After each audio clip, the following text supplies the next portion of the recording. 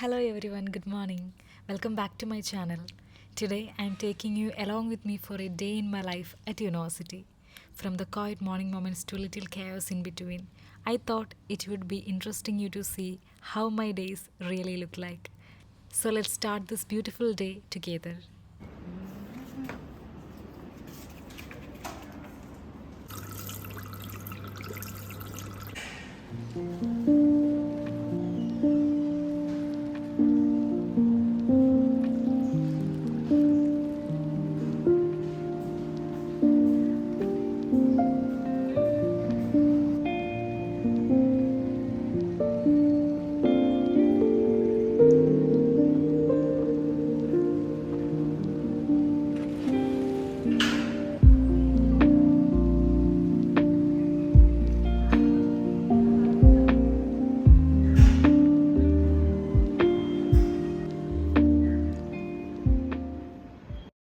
Digital news റീഡിങ്ങിനെക്കാട്ടിലും ഞാൻ prefer ചെയ്യുന്നത് രാവിലെ പത്രം വായിക്കുന്നതാണ്.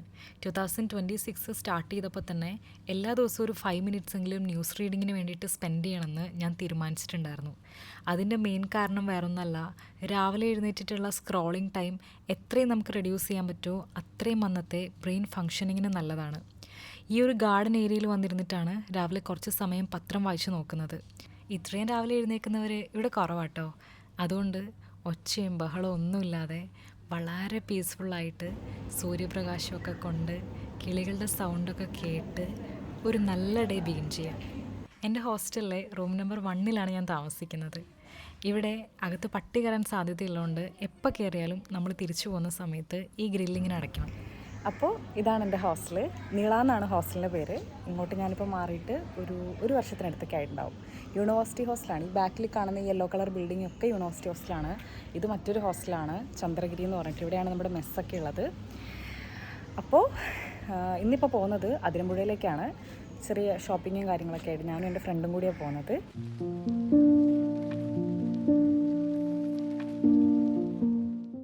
ഏതൊരു പുതിയ ഡ്രസ്സ് ഇട്ടിട്ട് വന്നാലും ഞങ്ങൾ ആദ്യം വന്നു നിന്ന് ഫോട്ടോ എടുക്കുന്നത് ഈ ചെടീൻ്റെ ഇവിടെ നിന്നാണ്.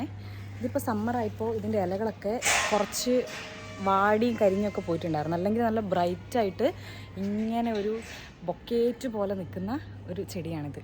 ഇതാണ് നമ്മുടെ സെക്യൂരിറ്റി റൂം. ഇപ്പോൾ അവിടെ ആളില്ല, നമ്മൾ തന്നെയാണ് ഇവിടുത്തെ സെക്യൂരിറ്റീസൊക്കെ.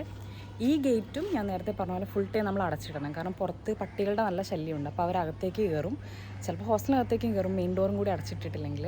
അപ്പോൾ ഇവിടെ എല്ലാവരും വളരെ കെയർഫുള്ളായിട്ട് ശ്രദ്ധിക്കുന്ന കുറച്ച് കാര്യങ്ങളിലൊന്ന് ഈ ഗേറ്റ് അടച്ചിടുക എന്നുള്ളതാണ്. ചില ദിവസങ്ങളില്ലേ റീൽസ് കാണാനും പാട്ട് കേൾക്കാൻ വേണ്ടിയിട്ടൊക്കെ ആയിട്ട് ഞാൻ ഇവിടെ വന്നിങ്ങനെ ഇരിക്കാറുണ്ട്.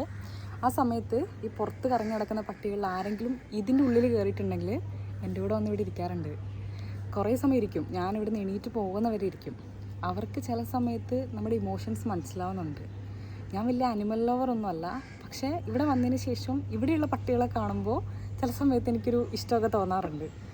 കാരണം അവർ ഭയങ്കര ഈസി ആയിട്ട് നമ്മുടെ ഇമോഷൻസ് ക്യാച്ച് ചെയ്യും. വെറുതെ വന്ന് നമ്മുടെ കൂടെ ഇവിടെ തന്നെ ഇരിക്കും, ഒറ്റയ്ക്കിരിക്കുകയാണെന്നൊക്കെ ഉണ്ടെങ്കിൽ. കുറേ ദിവസമായിട്ട് യൂണിവേഴ്സിറ്റിയിൽ ഇങ്ങനെ മേളിൽ നിന്ന് താഴേക്ക് പുഴുക്കൾ ഇങ്ങനെ കിടക്കാറുണ്ട്. ഇങ്ങനെ നീളത്തിൽ തൂങ്ങിയിട്ട് ഇങ്ങനെ ആടും. ഈ യൂണിവേഴ്സിറ്റി ഉണ്ടാക്കിയ ആൾക്കാർ ചെയ്ത ഏറ്റവും നല്ല കാര്യം എന്ന് പറയുന്നത് ഇവിടെ ഇഷ്ടം പോലെ ഫലവൃക്ഷങ്ങൾ വെച്ച് പിടിപ്പിച്ചു എന്നുള്ളതാണ്. മാങ്ങാക്കാലം തുടങ്ങിക്കഴിയുമ്പോൾ എത്ര ടൈപ്പ് ഓഫ് മാംഗോ ട്രീസ് ആണെന്നറിയോ ഇവിടെ ഉള്ളത്. റൈഡർ റൈഡർ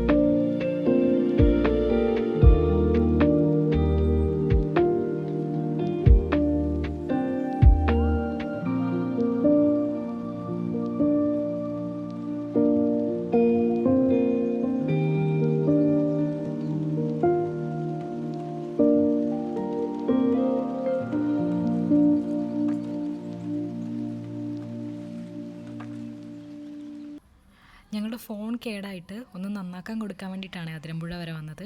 പിന്നെ കുറച്ച് അല്ലറ ചില്ലറ ഷോപ്പിങ്ങും കാര്യങ്ങളൊക്കെ ഉണ്ടായിരുന്നു. ഇതാണ് നമ്മുടെ മെസ് മാനേജർ.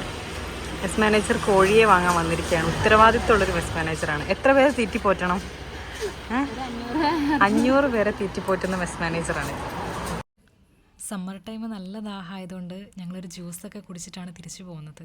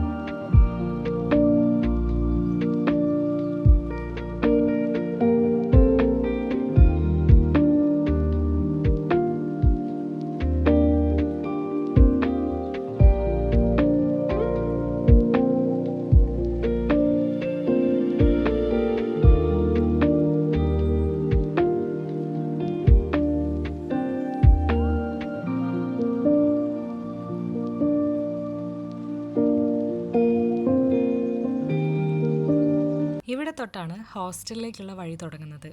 ഈ റോഡിൻ്റെ ഇരു സൈഡിലുമായിട്ടാണ് ബോയ്സിനും ഗേൾസിനും വേണ്ടിയിട്ടുള്ള ഹോസ്റ്റൽ സ്പേസ് ഉള്ളത്.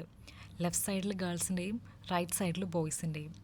മെസ്സും അവരവർക്ക് അവരവരുടെ ഹോസ്റ്റലുകളിൽ തന്നെയാണുള്ളത്.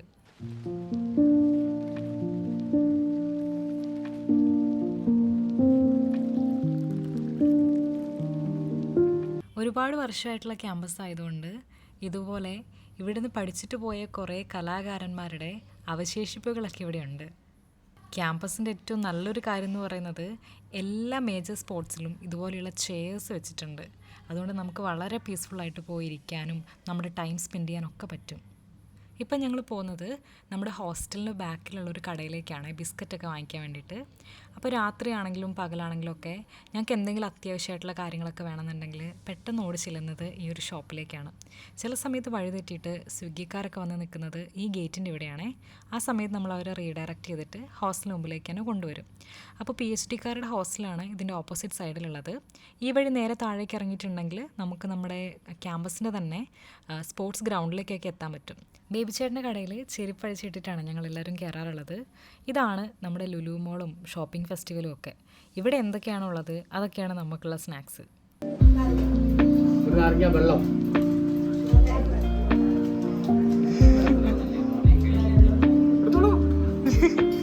സുഖാണോ ബേബി ചേട്ടാ?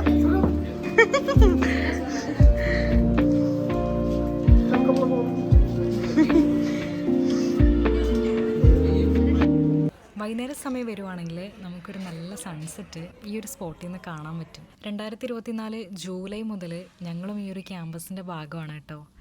എവിടെയൊക്കെ പോയാലും, വീട്ടിൽ പോയാലോ ട്രിപ്പ് പോയാലോ ഇൻറ്റേൺഷിപ്പിന് പോയാലോ തിരിച്ച് വരാൻ പ്രേരിപ്പിക്കുന്ന എന്തൊക്കെയോ ഈ മരങ്ങളിലും ഈ ഇലകളിലും ഈ ക്യാമ്പസിന് മൊത്തം ആംബിയൻസിലും ഉണ്ട്.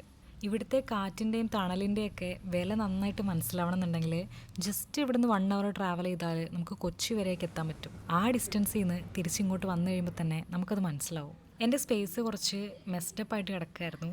അപ്പോൾ വന്നിട്ട് ഞാൻ എല്ലാം അടുക്കി പെറുക്കി ഒതുക്കി വെച്ചുകൊണ്ടിരിക്കുകയാണ്.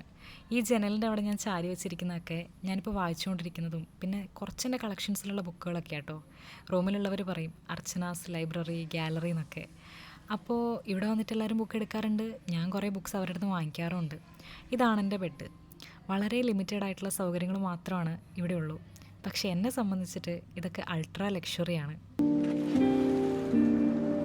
ബിക്കോസ് ഐ നോ ദാറ്റ് ഞാനിപ്പോൾ നിൽക്കുന്ന ഈ ഒരു സ്പേസിൽ നിൽക്കാൻ ആഗ്രഹിക്കുന്ന ഒരുപാട് പേരുണ്ട്. ഞാൻ ഇൻസ്റ്റഗ്രാമിൽ വീഡിയോസൊക്കെ ചെയ്യുന്ന സമയത്ത് കുട്ടികൾ എൻ്റെ അടുത്ത് ഒരുപാട് ചോദിക്കാറുണ്ട്, ചേച്ചി എം ജി യൂണിവേഴ്സിറ്റീൻ്റെ മെയിൻ ക്യാമ്പസിൽ പഠിക്കണം എന്നുണ്ടെങ്കിൽ എന്തൊക്കെയാണ് അതിൻ്റെ പ്രോസസ്സ്, അഡ്മിഷൻ ക്രൈറ്റീരിയ എങ്ങനെയാണ്, ബാക്കി ഡീറ്റെയിൽസൊക്കെ ചോദിക്കാറുണ്ട്. അപ്പം യൂണിവേഴ്സിറ്റി ക്യാമ്പസിനെ കുറിച്ച് ഞാൻ അധികം പറയണ്ടല്ലോ. നാക്കിൻ്റെ A++ അക്രഡിറ്റേഷനൊക്കെ ഉള്ള ഒരു ക്യാമ്പസാണ്. ഒരു 110 ഏക്കർ ഞാനിപ്പോൾ നിൽക്കുന്ന ഈ ഒരു ക്യാമ്പസിലുണ്ട്. അതല്ലാതെ ലോ കോളേജ്, പിന്നെ പുലരിക്കുന്നിൽ വേറൊരു ക്യാമ്പസ്, ജേർണലിസ്റ്റിൻ്റെ ക്യാമ്പസ്, ഇതൊക്കെ സെപ്പറേറ്റ് ആയിട്ടാണ് ഉള്ളത്.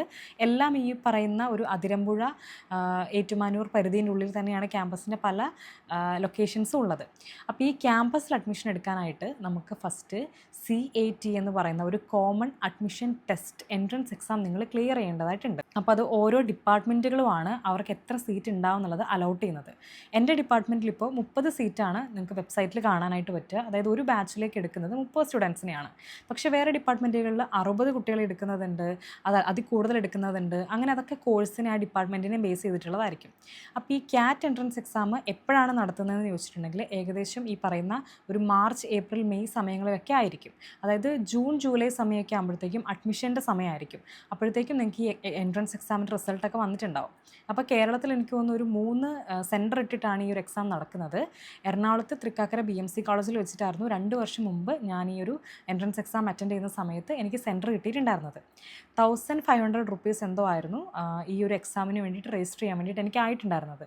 പിന്നെ നിങ്ങളുടെ ഒരു കാറ്റഗറി ഇപ്പോൾ ജനറൽ ആണോ OBC ആണോ OEC ആണോ അതിനനുസരിച്ചിട്ടൊക്കെ ഈ ഒരു എമൗണ്ടിൽ വേരിയേഷൻസ് വരുന്നുണ്ട്. എൻട്രൻസിന് പഠിക്കാനുള്ള സിലബസ് ആണ് അത് വെബ്സൈറ്റിൽ തന്നെ ആ ഡിപ്പാർട്ട്മെൻറ്റിൻ്റെ വെബ്സൈറ്റിൽ തന്നെ എന്തൊക്കെ ഏരിയാസിനാണ് ക്വസ്റ്റ്യൻ വരിക എന്നൊക്കെ ഉള്ളതൊക്കെ ഒബ്ജക്റ്റീവ് ടൈപ്സ് ആയിരിക്കും എല്ലാ ക്വസ്റ്റ്യൻസ് ഉണ്ടാവുക. അപ്പോൾ എന്തൊക്കെയാണ് പഠിക്കേണ്ടതെന്നൊക്കെ ഉള്ളത് ആ വെബ്സൈറ്റിൽ തന്നെ നിങ്ങൾ ചെക്ക് ചെയ്യുക. അതിനകത്ത് അപ്ലോഡ് ചെയ്തിട്ടുണ്ടാവും സിലബസും കാര്യങ്ങളൊക്കെ. അതൊക്കെ കവർ ചെയ്ത് പഠിച്ചിട്ട് വേണം നിങ്ങൾ പോകാനായിട്ട്. അപ്പോൾ ഈ എൻട്രൻസ് എക്സാമിൻ്റെ റിസൾട്ട് ഒരു മാസം പോലും എടുക്കത്തില്ല. എനിക്കൊന്ന് 2 ആഴ്ചയ്ക്കുള്ളിൽ തന്നെ വരുന്നുണ്ട്. വന്നു കഴിയുമ്പോഴത്തേക്കും നിങ്ങളുടെ പേര് ആ റാങ്ക് ലിസ്റ്റിലുണ്ടെന്നുണ്ടെങ്കിൽ നിങ്ങൾക്ക് അഡ്മിഷൻ കിട്ടും. പിന്നെയുള്ളൊരു ക്രൈറ്റീരിയ എന്ന് പറയുന്നത് യൂണിവേഴ്സിറ്റിയിൽ ആ ഡിപ്പാർട്ട്മെൻറ്റിൻ്റെ ഒരു ഇൻ്റർവ്യൂ പ്രോസസ്സ് ഉണ്ടാവും. അത് HOD ടീച്ചേഴ്സൊക്കെ ആയിട്ടായിരിക്കും ആ ഒരു ഇൻ്റർവ്യൂ പ്രോസസ്സ് നടക്കുന്നുണ്ടാവുക. അന്ന് തന്നെ നിങ്ങൾക്ക് അഡ്മിഷനും എടുക്കാനായിട്ട് പറ്റും. അപ്പോൾ വൺസ് നിങ്ങൾ റാങ്ക് ലിസ്റ്റിൽ കയറിയിട്ടുണ്ടെങ്കിൽ നിങ്ങളെ ഈ പറയുന്ന ഡിപ്പാർട്ട്മെൻറ്റിൽ നിന്ന് കോൺടാക്ട് ചെയ്യും ഓഫീസിൽ നിന്ന്. അപ്പോൾ നിങ്ങൾക്ക് കോഴ്സിൻ്റെ ബാക്കി ഡീറ്റെയിൽസൊക്കെ അറിയാൻ പറ്റും. അതായത് എന്ന് മുതലാണ് ക്ലാസ് തുടങ്ങുന്നത്, അഡ്മിഷൻ എടുക്കാൻ നിങ്ങൾക്ക് എന്നാണ് വരാൻ പറ്റുക, ഫീസും കാര്യങ്ങളൊക്കെ എങ്ങനെയാണ്, അങ്ങനെ പിന്നെ നിങ്ങൾക്ക് എന്തൊക്കെയാണോ ഡൗട്ട്സ് ഉള്ളത് അതൊക്കെ നിങ്ങൾക്ക് ആ സമയത്ത് ഓഫീസ് സ്റ്റാഫുമായിട്ട് വിളിച്ചിട്ട് ക്ലിയർ ചെയ്യാം. അത് കഴിഞ്ഞിട്ട് ഈ പറയുന്നൊരു ഡേറ്റ് എന്തായാലും ഒരു ഓഗസ്റ്റ് വരെ പോവില്ല, ജൂലൈ മാസത്തിൽ തന്നെയാണ് നിങ്ങൾക്ക് ക്ലാസ് തുടങ്ങാനായിട്ട് പോകുന്നത്. അപ്പോഴത്തേക്കും നിങ്ങൾക്ക് ഇങ്ങോട്ട് വരാം. പിന്നെ ഈ ഒരു ലൊക്കാലിറ്റീൻ്റെ ഒരു ഇതെന്ന് പറഞ്ഞാൽ തൊട്ടടുത്ത് മെഡിക്കൽ കോളേജും പിന്നെ അതുപോലെ തന്നെ ഒരുപാട് കോളേജസ് ഇവിടെ ഉണ്ട്. ഹോസ്റ്റൽ സംവിധാനങ്ങൾ ഒത്തിരി ഉണ്ട്. അപ്പോൾ നിങ്ങൾക്ക് ഇവിടുത്തെ യൂണിവേഴ്സിറ്റി ഹോസ്റ്റൽ കിട്ടണമെന്നുണ്ടെങ്കിൽ കുറച്ച് വെയിറ്റ് ചെയ്യേണ്ടതായിട്ട് വരും. ഇവിടെ മൊത്തത്തിൽ ഗേൾസിനുള്ളത് 3-4 ഹോസ്റ്റലുകളുണ്ട്. നിള, ചന്ദ്രഗിരി, കബനി എന്നൊക്കെ പറഞ്ഞിട്ട്. പിന്നെ ഇപ്പോൾ കഴിഞ്ഞ വർഷം മുതൽ ട്രാൻസ് കമ്മ്യൂണിറ്റിയിലുള്ള ആളുകൾക്ക് വേണ്ടിയിട്ട് എസ്പെഷ്യലി ഗേൾസിന് വേണ്ടിയിട്ട് ഇവിടെ പുതിയ ഹോസ്റ്റലും കാര്യങ്ങളൊക്കെ തുടങ്ങിയിട്ടുണ്ട്. ആൺകുട്ടികൾക്ക് വേണ്ടിയിട്ടാണെന്നുണ്ടെങ്കിലും ഇവിടെ വേറെയും ഹോസ്റ്റലുകളുണ്ട്. എല്ലാം ഒരു റോഡിൻ്റെ അപ്പുറത്തെ സൈഡിൽ ഇപ്പുറത്തെ സൈഡിലായിട്ടാണ്. നേരത്തെ നിങ്ങൾ വീഡിയോയിൽ കണ്ടിട്ടുണ്ടാവുമല്ലോ.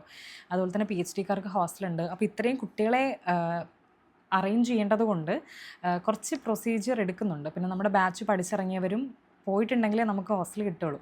അപ്പോൾ ഞാനിവിടെ വന്നിട്ട് അപ്പം തന്നെ അപ്ലൈ ചെയ്തിട്ടുണ്ടായിരുന്നു. അപ്പോൾ എൻ്റെ വീട് കണ്ണൂരാണ്. അപ്പോൾ ഇത്രയും കിലോമീറ്റർ ഡിസ്റ്റൻസ് വരുന്നുണ്ട്. പിന്നെ നമ്മുടെ വരുമാന സർട്ടിഫിക്കറ്റ് അതിനകത്ത് എത്രയാണ് നമ്മുടെ ഇൻകം കാണിച്ചിരിക്കുന്നത്, അങ്ങനെ കുറച്ച് ക്രൈറ്റീരിയാസിനെ ബേസ് ചെയ്തിട്ടാണ് ഹോസ്റ്റൽ നമ്മളെ പ്രയോറിറ്റി ലിസ്റ്റ് വരുന്നത്. പിന്നെ എനിക്ക് തോന്നുന്നു നേരത്തെ പറഞ്ഞിട്ടുള്ള ഈ പറഞ്ഞ ജനറൽ കാറ്റഗറി അല്ലെങ്കിൽ SC ST സംവരണ വിഭാഗം, ഈ എന്തെങ്കിലുമൊക്കെ ഫിസിക്കൽ ഡിസബിലിറ്റീസ് ഉള്ളവർ, അപ്പോൾ അങ്ങനെയൊക്കെ പ്രയോറിറ്റി മാറി മറിഞ്ഞൊക്കെ ഇങ്ങനെ ഇരിക്കും. അപ്പം ഞാൻ നേരായിട്ടുള്ള രീതിയിൽ വെബ്സൈറ്റിൽ കയറി ഇത് അപ്ലൈ ചെയ്ത സമയത്ത് എനിക്ക് കിട്ടാൻ വേണ്ടിയിട്ട് ഏകദേശം 4 മാസത്തോളം സമയം എടുത്തിട്ടുണ്ട്. അതുവരെ ഞാൻ പുറത്ത് ഒരു ഹോസ്റ്റലായിരുന്നു നിന്നിട്ടുണ്ടായിരുന്നത്. അത് ക്യാമ്പസിനകത്ത് തന്നെ ഒരു പ്രൈവറ്റ് ആയിട്ടുള്ള ആളുകൾ നടത്തുന്നൊരു ഹോസ്റ്റലായിരുന്നു. അത് കഴിഞ്ഞതിന് ശേഷമാണ് ഞാൻ ഈ ഒരു ഹോസ്റ്റലിലേക്ക് വരുന്നത്. അപ്പോൾ ഇവിടുത്തെ റെൻ്റ് എന്ന് പറയുന്നത് 215 അടുത്താണ് നമുക്കൊരു മാസം വരുന്നുള്ളൂ. അത് കറക്റ്റായിട്ട് നമ്മൾ അടച്ചു പോകണം. അതല്ലാന്നുണ്ടെങ്കിൽ നമുക്ക് 60 to 80 രൂപേൻ്റെ ഇടയ്ക്ക് ഫൈനൊക്കെ വരും. പിന്നെ നമുക്കിവിടെ മെസ് ഫീസാണ് വരുന്നത്. മെസ് ഫീസ് എന്ന് പറയുമ്പോഴത്തേക്കും ടോട്ടൽ എമൗണ്ട് ഒരു 3000-ന് മേലെ നമുക്ക് പോകത്തില്ല. നമ്മളിപ്പോൾ എത്ര സ്പെഷ്യൽ കഴിച്ചിട്ടുണ്ടെങ്കിലും എല്ലാ ദിവസവും ഫുഡ് കഴിച്ചിട്ടുണ്ടെങ്കിലും ഒരു ദിവസം മാക്സിമം ഒരു 70 രൂപ, ആ ഒരു 70 to 75 മാക്സിമം 80 രൂപ വരെയൊക്കെയാണ് നമുക്ക് ഒരു ദിവസത്തെ ഫുഡിനാവത്തുള്ളൂ. ബ്രേക്ക്ഫാസ്റ്റ്, ലഞ്ച്, ഡിന്നർ ഇത്രയും. അപ്പോൾ ഇത് ഒരു മാസം ഒരു മെസ് ഡ്യൂട്ടിക്കാർ ഇറങ്ങി കഴിയുന്ന സമയത്താണ് ഇതിൻ്റെ ബില്ല് പബ്ലിഷ് ചെയ്യുന്നത്. ആ സമയത്ത് നിങ്ങളത് അടച്ചാൽ മതി. അപ്പോൾ ഒരു 3000-നുള്ളിൽ എന്തായാലും ഈ പറയുന്ന മെസ് ബില്ല് നിങ്ങൾക്ക് വരുള്ളൂ. അപ്പോൾ ഇങ്ങനെയൊക്കെയാണ് ഇവിടുത്തെ കാര്യങ്ങൾ. പിന്നെ സെമസ്റ്റർ അറിയാലോ, PG PhD കോഴ്സുകളാണ് ഇവിടെ കൂടുതലായിട്ടുള്ളത്. അപ്പോൾ നമുക്ക് 4 സെമസ്റ്റേഴ്സ് ആയിരിക്കും ഉണ്ടാവുക. ആദ്യത്തെ 2 സെമസ്റ്ററിലും പ്രാക്ടിക്കൽ ഉണ്ടാവും. 3-ാമത്തെ സെമസ്റ്ററിൽ ഒരു ഓപ്പൺ കോഴ്സ് ഉണ്ട്. 4-ാമത്തെ സെമസ്റ്ററിൽ നമ്മുടെ റിസർച്ച് പേപ്പറാണ് വരുന്നത്, പ്രൊജക്റ്റ്. അങ്ങനെയൊക്കെയാണ് ഉള്ളത്. അപ്പം ഓരോ സെമസ്റ്റർ തുടങ്ങുന്നതിന് മുമ്പായിട്ടും പറയും ഫീസ് അടയ്ക്കേണ്ട കാര്യങ്ങളും ഒക്കെ. പിന്നെ ഹോസ്റ്റൽ ഫീസ് ഇങ്ങനെയാണ് വരുന്നത്. പിന്നെ ഇവിടുത്തെ ലൈബ്രറി ഫെസിലിറ്റീസ് അങ്ങനത്തെ കാര്യങ്ങളൊക്കെ ഉണ്ട്. എല്ലാം ഞാൻ മാക്സിമം പറ്റുന്നതൊക്കെ ഞാൻ വീഡിയോയിൽ ഇൻക്ലൂഡ് ചെയ്യാം. അപ്പോൾ ഇത്രയൊക്കെയാണുള്ളത്. ഇനി നിങ്ങൾക്ക് ക്യാമ്പസിനെ കുറിച്ചിട്ട് എസ്പെഷ്യലി എന്തെങ്കിലുമൊക്കെ അറിയണമെന്നുണ്ടെങ്കിൽ ജസ്റ്റ് കമൻറ്റ് ബോക്സിൽ പറഞ്ഞാൽ മതി. ഞാൻ ഇനി ചെയ്യുന്ന വീഡിയോസിൽ അത്തരം ഡീറ്റെയിൽസ് ഇൻക്ലൂഡ് ചെയ്യാനായിട്ട് ശ്രമിക്കാം. ഇതാണ് ചന്ദ്രഗിരി. ഇവിടുത്തെ മെസ്സിലാണ് ഞാൻ ഫുഡ് കഴിക്കുന്നത്. പിന്നെ കറക്റ്റ് സമയത്ത് വന്ന് ഫുഡ് കഴിച്ചിട്ടില്ല എന്നുണ്ടെങ്കിലും ഫൈൻ ഇടാൻ സാധ്യതയുണ്ട്. ഇപ്പം മെസ് ഡ്യൂട്ടിയിൽ നിൽക്കുന്നത് എൻ്റെ ബെസ്റ്റ് ഫ്രണ്ട്സ് തന്നെയാണ് കേട്ടോ, എൻ്റെ ക്ലാസ്സിലെ കുട്ടികൾ. ഇന്ന് ചോറ്, വെണ്ടയ്ക്കാക്കറി, പിന്നെ പയറുതോരനാണെന്ന് ഞാൻ വിചാരിച്ചെങ്കിലും ഇത് മറ്റേ ഉള്ളിയുടെ തണ്ട് കൊണ്ടുള്ളൊരു തോരനായിരുന്നു. ടേസ്റ്റ് വ്യത്യാസം വന്നതുകൊണ്ട് ഐ വാസ് ലിറ്റിൽ ഡിസപ്പോയിൻറ്റഡ്. പക്ഷേ കുഴപ്പമില്ല, കാരണം സ്വിഗ്ഗിയിൽ ഒരു 2-3 നേരം ഇവിടുന്ന് ഫുഡ് ഓർഡർ ചെയ്ത് കഴിച്ചാൽ മനസ്സിലാവും ഈ മെസ്സിൻ്റെ വില എന്താണെന്നുള്ളത്. പച്ചച്ചോറ് കഴിച്ചാൽ പോലും നമ്മുടെ അപ്പറ്റൈറ്റ് കുറച്ചുകൂടി ഹാപ്പി ആയിരിക്കും. പക്ഷേ പുറത്തത്തെ ഫുഡ് നല്ല ഓയിലിയാണ്, ഭയങ്കര സ്പൈസിയുമാണ്. അതുകൊണ്ട് കിട്ടുന്നത് എന്താണോ അതിൽ വളരെ ഹാപ്പി ആയിട്ട് സാറ്റിസ്ഫൈഡ് ആയിട്ട് നിൽക്കാനായിട്ട് ഞാനിപ്പോൾ നന്നായിട്ട് പഠിച്ചിട്ടുണ്ട്.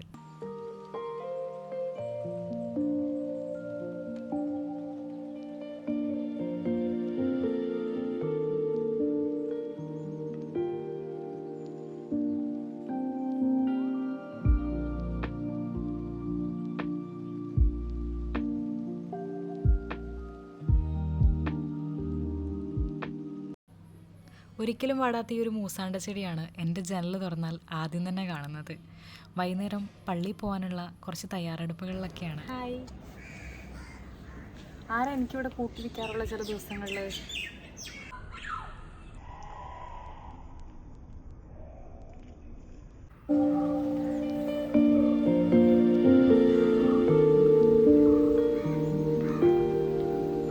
How Kottayam special to me എന്ന് ചോദിച്ചാൽ ഞാൻ പറയും എനിക്കെൻ്റെ ഹോം ടൗണിൽ നിന്ന് മാറിയ ഫീൽ ഒട്ടുമില്ല. കുറച്ച് റിലീജിയസ്ലി ഗ്രൗണ്ടഡ് ആയിട്ടായിരുന്നു എൻ്റെ ചൈൽഡ്ഹുഡൊക്കെ ഉണ്ടായിരുന്നത്. ഇവിടെ വന്നതിന് ശേഷം തൊട്ടടുത്ത് ഒരുപാട് പള്ളികളുണ്ട്. പിന്നെ ഓൾമോസ്റ്റ് ക്രിസ്ത്യൻസിൻ്റെ പോപ്പുലേഷൻ വളരെ കൂടുതലുള്ളൊരു സ്ഥലമാണിത്. അപ്പോൾ നമുക്ക് പള്ളിയിൽ പോകുന്നതാണെങ്കിലും ഇപ്പം നോമ്പുകാലമാണ്, കുരിശിൻ്റെ വഴിയും കാര്യങ്ങളൊക്കെ ആണെങ്കിലും എല്ലാം അതിൻ്റെ ഒരു ഓർഡറിൽ പോകും.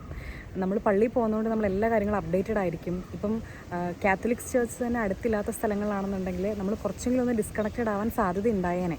പക്ഷേ ഇവിടെ വന്നതിന് ശേഷം എനിക്ക് അങ്ങനെയൊന്നൊരു പ്രോബ്ലം ഉണ്ടായിട്ടേ ഇല്ല. കൃത്യമായിട്ട് പള്ളിയിൽ പോകാറുണ്ട് എന്നുള്ളതാണ്. ഒരു പ്രെയർ ലൈഫിനൊന്നും പ്രത്യേകിച്ച് ഇവിടുത്തെ ഒരു ലൈഫ് ഒട്ടും ബാധിച്ചിട്ടില്ല. വെള്ളി, ശനി, ഞായർ വൈകുന്നേരം മാന്നാനം പള്ളിയിൽ കുർബാനയുണ്ട് 4:30. എനിക്ക് എപ്പോഴും ഒന്നും പറ്റാറില്ലെങ്കിലും എന്നെക്കൊണ്ട് പറ്റാവുന്ന സമയങ്ങളിലൊക്കെ ഞാൻ മാക്സിമം അത് അറ്റൻഡ് ചെയ്യാനായിട്ട് നോക്കാറുണ്ട്. യൂണിവേഴ്സിറ്റിയിൽ ഇന്നലെ നല്ലൊരു മഴ പെയ്തിട്ടുണ്ടായിരുന്നു. ആ സമയത്താണ് ഈ മരം ഇങ്ങനെ ചെരിഞ്ഞു പോയത്. എനിക്കിവിടുത്തെ ചെറിയ ചെറിയ മരങ്ങളും പൂക്കളും എപ്പോഴാണ് കായ്ക്കുന്നത്, തളിർക്കുന്നത്, ഇതിനെക്കുറിച്ചിട്ടൊക്കെ നല്ല ധാരണയുണ്ട് കേട്ടോ. മേ ബി ഞാൻ ഭയങ്കര മൈന്യൂട്ടായിട്ട് ശ്രദ്ധിക്കുന്നത് ഇത്തരം കാര്യങ്ങളാണ്, അതുകൊണ്ടും ആയിരിക്കാം. കേരളത്തെക്കുറിച്ചിട്ട് മറ്റാരെന്തൊക്കെ പറഞ്ഞാലും ഇത്രയും ദൈവങ്ങൾ ഒത്തൊരുമയോടുകൂടി ഇരിക്കുന്നത് നമ്മുടെ നാട്ടിൽ മാത്രമാണ്. വിശുദ്ധ ചാവറയച്ചൻ്റെ മാന്നാനം പള്ളിയിലാണ് ഞാൻ കുർബാന കാണാൻ വേണ്ടി വന്നിരിക്കുന്നത്. ഓട്ടം സീസണിൽ നിലംപറ്റിയ ഇലകളൊക്കെ കാറ്റിനെയും കാത്തിരിക്കുകയാണ്. എത്രയോ സിനിമകളുടെ ലൊക്കേഷനായിട്ടുള്ളൊരു പള്ളിയാണെന്നറിയോ ഇത്. ഇവിടെ വരുമ്പോൾ മനസ്സിന് കിട്ടുന്നൊരു സന്തോഷവും സമാധാനവും ഒക്കെ ഉണ്ട്.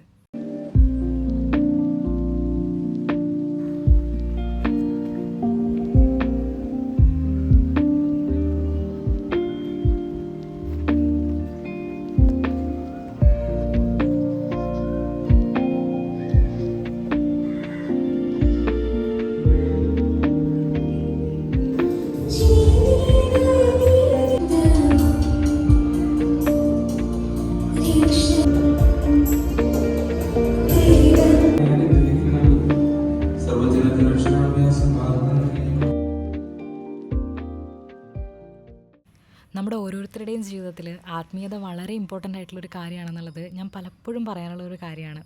നിങ്ങളിൽ ഒരു സ്പിരിച്വൽ സൈഡ് വളരെ സ്ട്രോങ് ആയിട്ടുണ്ട് എന്നുള്ളത് നമുക്ക് എങ്ങനെയാണ് മനസ്സിലാക്കാൻ പറ്റുകയെന്നറിയോ? ഇപ്പോൾ എന്തൊക്കെ സ്ട്രഗിൾസ് ഉള്ള സിറ്റുവേഷൻസ് നമ്മുടെ ലൈഫിലുണ്ടെങ്കിലും വളരെ ചലഞ്ചിങ് ആയിട്ടുള്ള കാര്യങ്ങൾ, നമുക്കൊരിക്കലും ഈ ഒരു സിറ്റുവേഷനിൽ നിന്ന് കരകയറാൻ പറ്റില്ല എന്ന് തോന്നിപ്പോകുന്ന കാര്യങ്ങൾ നമ്മുടെ ലൈഫിൽ ഉണ്ടായിട്ടുണ്ടെങ്കിൽ പോലും അപ്പോഴൊക്കെ നമുക്ക് ഒരു കാറ്റിലും ആടി ഉലയാത്ത ഒരു ശ്രീകോവിൽ നമ്മുടെ മനസ്സിനുള്ളിൽ ബാക്കിയുള്ളതുപോലെ നമുക്ക് ഫീൽ ചെയ്യും. ഒരു ഹോപ്പ്, ഒരു ഫെയ്ത്ത്, അത് നമ്മുടെ ഉള്ളിൽ ഇങ്ങനെ അവശേഷിക്കുന്നുണ്ടാവും. പിന്നെ മറ്റുള്ളവരോട് അവരെ വിധിക്കുന്നതിന് പകരം നമുക്ക് അവരോടൊരു കരുണ, അതായത് നമ്മളോട് മറ്റുള്ളവർ ചെയ്തു പോയിട്ടുള്ള പല തെറ്റുകൾക്കും നമുക്ക് ഫൊഗീവ്നെസ് കൊടുക്കാൻ പറ്റുന്നത് സ്പിരിച്വാലിറ്റിയിൽ നിന്നുകൊണ്ട് മാത്രമാണ്. പിന്നെ ഇങ്ങനെ ഒറ്റയ്ക്കിരിക്കുന്ന സമയത്ത് നമുക്ക് ജീവിതത്തെക്കുറിച്ചുള്ള കുറച്ച് തോന്നലുകൾ വരും. എന്തിനാണ് ഞാൻ ജനിച്ചത്? എൻ്റെ ജീവിതത്തിൻ്റെ ഉദ്ദേശം എന്താണ്? ഞാൻ എന്തിനാണ് ഇപ്പം ഇങ്ങനെ ഒരു ഡിസിഷൻ എടുത്തത്? ലൈഫിൽ പലപ്പോഴും നമുക്കൊരു സെക്കൻഡ് ചാൻസ് കിട്ടിയപ്പോൾ എന്തിനാണ് ദൈവം നമുക്ക് അങ്ങനെ ഒരു ഓഫർ തന്നത്? അതുകൊണ്ട് ദൈവം എന്താണ് ഉദ്ദേശിച്ചത്?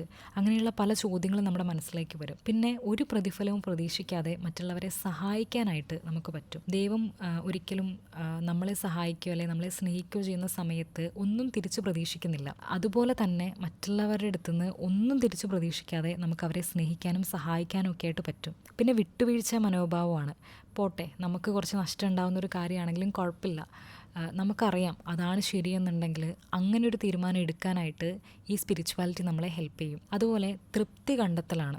നമ്മുടെ ലൈഫിലുള്ള പല കാര്യങ്ങൾക്കും നമ്മൾ ഡെയിലി കംപ്ലൈൻറ്റുകൾ ഇങ്ങനെ പറഞ്ഞുകൊണ്ടേ ഇരിക്കുന്നുണ്ടാവും. അത് കുറഞ്ഞു പോയി, കുറച്ചും കൂടി കിട്ടിയിരുന്നെങ്കിൽ, എനിക്ക് കുറച്ചുകൂടി ഡിസേർവ് ചെയ്യുന്നുണ്ടായിരുന്നു, അങ്ങനെ പല കാര്യങ്ങളും നമ്മൾ പരാതി പറയാൻ സാധ്യതയുണ്ട്. നമ്മൾ സാധാരണ മനുഷ്യരാണ്. പക്ഷേ ഇത്തരം പരാതികളൊക്കെ കുറഞ്ഞ് നമുക്ക് ജീവിതത്തിലെ ചെറിയ ചെറിയ കാര്യങ്ങൾക്ക് പോലും നന്ദി പറയാൻ പറ്റുന്ന രീതിയിൽ നമ്മൾ കാണുന്നതിലെല്ലാത്തിലും ഒരു തൃപ്തി കണ്ടെത്താൻ പറ്റുന്ന ഒരു കണ്ടീഷനിലേക്ക് സ്പിരിച്വാലിറ്റി നമ്മളെ വളർത്തിയെടുക്കും. പിന്നെ ഒരു ബെറ്റർ പേഴ്സൺ ആവാൻ വേണ്ടിയിട്ടുള്ള ഒരു ആഗ്രഹമാണ്. ഇന്നലത്തേക്കാൾ എന്തുകൊണ്ടും ഒരു മികച്ച ആളായിരിക്കണം നാളെ ഞാൻ എന്നുള്ളൊരു തോന്നൽ. അതൊരിക്കലും ഫിനാൻഷ്യലിയോ അല്ലെങ്കിൽ ഫിസിക്കലിയോ അല്ല, ആന്തരികമായിട്ടാണ്. അതായത് ഇന്നലെ ഉണ്ടായിരുന്ന ഞാൻ ചിന്തിച്ച രീതിയിൽ നിന്ന് എത്ര വ്യത്യാസമായിട്ടാണ് ഇന്നത്തെ എനിക്ക് ചിന്തിക്കാനായിട്ട് പറ്റുന്നത്. ഇന്നലത്തെക്കാട്ടിലും ഇമോഷണലിയും സ്പിരിച്വലിയും എനിക്ക് എത്രമാത്രം വളരാൻ പറ്റിയിട്ടുണ്ട്. അപ്പോൾ ഇങ്ങനെയൊക്കെയുള്ള കാര്യങ്ങളിലേക്ക് നമ്മൾ കൂടുതൽ ഫോക്കസ് ചെയ്യാനായിട്ട് തുടങ്ങും. പിന്നെ സ്പിരിച്വാലിറ്റിയിലായിരിക്കുന്ന സമയത്ത് നമുക്ക് പ്രകൃതിയോട് വളരെ കൂടുതൽ അടുപ്പം തോന്നുന്നുണ്ട്.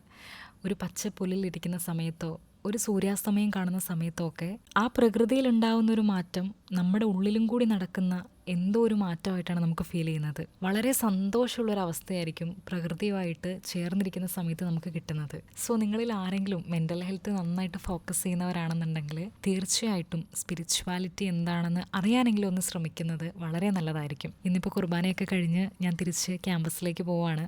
ആ സമയത്ത് നമ്മുടെ യൂണിവേഴ്സിറ്റി കലോത്സവത്തിന് പാർട്ടിസിപ്പേറ്റ് ചെയ്യേണ്ട കുറേ കുട്ടികൾ ഇവിടെ ഇരുന്ന് പ്രാക്ടീസ് ചെയ്യുന്നതായിട്ട് ഞാൻ കണ്ടു.